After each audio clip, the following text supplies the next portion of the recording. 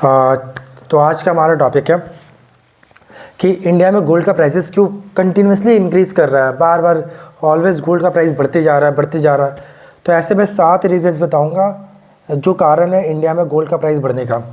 तो चलो इंडिया में क्या ग्लोबली बढ़ने का भी रीजन्स है, तो मेरे साथ ध्यान देना। सबसे पहले आता है ग्लोबल अनसर्टिनिटीज़। पहला एक रीज़न आता है गोल्ड का प्राइस बढ़ने का, ग्लोबल अनसर्टिनिटीज़। मतलब कि दुनिया में जितनी भी सारे टेंशन से वार्स हो रहे हैं, यूक्रेन रशिया का वार हो रहा है, मिडिल ईस्ट में इतना सारा वार हो रहा है, तो उनके कारण भी लोग क्या करते हैं ना, सेफ़ इन्वेस्टमेंट ढूंढते हैं कि सेफ़ इन्वेस्टमेंट क्या है। तो सेफ़ इन्वेस्टमेंट हो जाता है गोल्ड। गोल्ड को हम लोग सेफ़ इन्वेस्टमेंट बोलते हैं। तो सभी लोग क्या करते हैं, गोल्ड खरीदना स्टार्ट कर देते हैं इन सारे सिचुएशन में।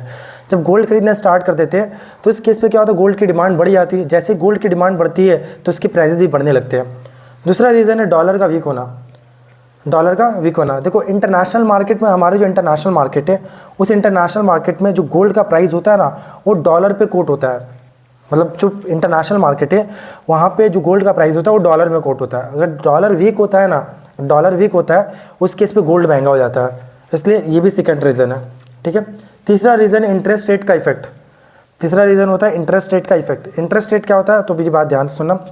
इंटरेस्ट रेट, अगर मान लो आपका जो बॉन्ड है, आपका जो एफडी है, अगर उनका इंटरेस्ट रेट कम मिलता हो, अगर उनमें इंटरेस्ट रेट कम होता है, तो लोग क्या करते हैं ना, सेफ इन्वेस्टमेंट ढूंढने के चक्कर में वो लोग गोल्ड पे चले जाते हैं। हालांकि गोल्ड में इंटरेस्ट नहीं मिलता है, गोल्ड में तो इंटरेस्ट मिलता नहीं है, लेकिन गोल्ड जो आपकी होती है ना, आपकी वैल्यू को प्रोटेक्ट करती है गोल्ड उस केस में।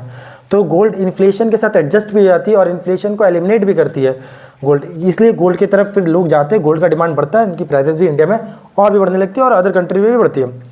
फिर बात करते हैं रुपी और डॉलर का। रुपी और डॉलर की बात करते हैं। देखो अगर रुपी वीक होता है ना, अगर हमारा रुपी वीक होता है तो इस केस में हमारा रुपी डेप्रिशिएट होता है, ठीक है। जब रुपी डेप्रिशिएट होता है तो इंपोर्ट महंगा होने लगता है। जब हमारा रुपी डेप्रिशिएट होता है तो उस केस में इंपोर्ट हमारा क्या होता है, महंगा होने लगता है, काफ़ी महंगा होने लगता है इंपोर्ट। जब इंपोर्ट महंगा होने लगता है तो हमारी गवर्नमेंट क्या करती है, हमारी गवर्नमेंट क्या करती है, गोल्ड खरीदती है उस केस में। तो जैसे ही गोल्ड इंपोर्ट करना स्टार्ट करती है उस केस में, तो गोल्ड का डिमांड क्या होता है, बढ़ जाता है, तो उनकी प्राइसेस भी क्या होती है, बढ़ती है। ये भी एक रीज़न था। चौथा, पाँचवा क्या रीज़न है मैं बताता हूँ, सुनना। देखो सेंट्रल गवर्नमेंट, हमारी जो सेंट्रल गवर्नमेंट है, सेंट्रल बैंक है हमारी जो, वो भी क्या कर रही है आज के टाइम पे, गोल्ड खरीद रही है। हमारी सेंट्रल बैंक नहीं, बहुत सारी, रशिया भी आज के टाइम पे गोल्ड खरीद रही है, चाइना भी आज के टाइम पे काफ़ी गोल्ड खरीद रही है। क्यों खरीद रही है गोल्ड? देखो उनके पास, सभी कंट्री के पास एक फॉरेक्स होता है, एक रिजर्व होता है, ठीक ना। फॉरेक्स का रिजर्व होता है। तो अब रिजर्व होता है सभी कंट्री के पास। तो हमारा एक्सचेंज रेट में काफ़ी फ्लक्चुएशन, मतलब फॉरेन करेंसी का एक्सचेंज रेट में काफ़ी ज़्यादा फ्लक्चुएशन होता है। तो अगर फ्लक्चुएशन होता है तो उससे क्या होता है, हमारे रिजर्व को डैमेज पहुंचता है कहीं ना कहीं। तो आजकल क्या कर रहे हैं सभी कंट्रीज़, क्या कर रही है, फॉरेक्स को कन्वर्ट कर दे रही है किसमें, गोल्ड में। फॉरेक्स को किसमें कन्वर्ट कर रही है, गोल्ड में। जैसे ही फॉरेक्स को गोल्ड में कन्वर्ट करिए, किस लिए कन्वर्ट करिए, क्योंकि उनको एक्सचेंज रिस्क को डाइवर्सिफाई करना है। इसलिए वो लोग क्या कर रहे हैं, इसलिए वो लोग गोल्ड में इन्वेस्ट करना स्टार्ट कर दे रहे हैं, गोल्ड खरीदना स्टार्ट कर दे रहे हैं। जिससे मार्केट में क्या हो रहा है, गोल्ड का डिमांड बढ़ जा रहा है, उनकी प्राइसेस भी क्या हो रही है, बढ़ रही है गोल्ड का, ठीक है। और छठा रीज़न मैं बताऊंगा, इंडियन वेडिंग्स, है ना। इंडियन वेडिंग्स या फिर शादी वगैरह, वही शादी या फिर फेस्टिवल वगैरह, ठीक है। तो शादी या फेस्टिवल की बात करते हैं तो हमारे कंट्रीज़ में क्या होता है ना, गोल्ड एक इमोशंस होता है, इमोशन प्लस इन्वेस्टमेंट होता है हमारी कंट्रीज़ में।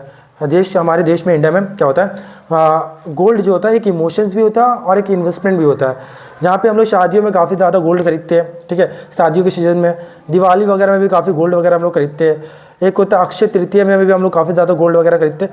तो इस केस में हम लोग गोल्ड खरीदते हैं। गोल्ड इसलिए खरीदते हैं क्योंकि गोल्ड हमारे लिए इमोशंस भी है, हमारा इन्वेस्टमेंट भी है, ठीक है। तो उस समय हाई डिमांड होता है। जब डिमांड हाई होगा तो फिर आपका प्राइसेस भी बढ़ेगी। लास्ट एक रीज़न होता है इन्फ्लेशन से प्रोटेक्शन के लिए क्या करते हैं हम लोग, गोल्ड खरीदते हैं। रीजंस क्या है मैं बताता हूँ आपको। देखो अगर रुपये की वैल्यू गिरती है ना तो सभी चीज़ें महंगी होती है हमारी कंट्री में। अगर रुपये का वैल्यू गिरता है तो सभी चीज़ें क्या होती है, महंगी होने लगती है, मतलब कॉस्टली होने लगती है। लेकिन गोल्ड ही एक ऐसा है जो क्या करता है, इन्फ्लेशन को क्या करता है, एलिमिनेट करता है, इन्फ्लेशन को हेज करता है। गोल्ड एक ऐसा इन्वेस्टमेंट, इसलिए गोल्ड का डिमांड उस केस में, इन्फ्लेशन जब बढ़ता है तो गोल्ड का डिमांड बढ़ जाता है। उस केस में भी हमारे कंट्री में क्या होते हैं, उनकी प्राइसेस भी बढ़ने लगती है। तो there are 7 reasons for increasing the gold prices. तो इसी तरह के नॉलेज के लिए मेरे साथ बने रहें, मैं इसी तरह का कंटेंट लेकर आता रहूँगा। और मुझे फॉलो करें, सब्सक्राइब करें।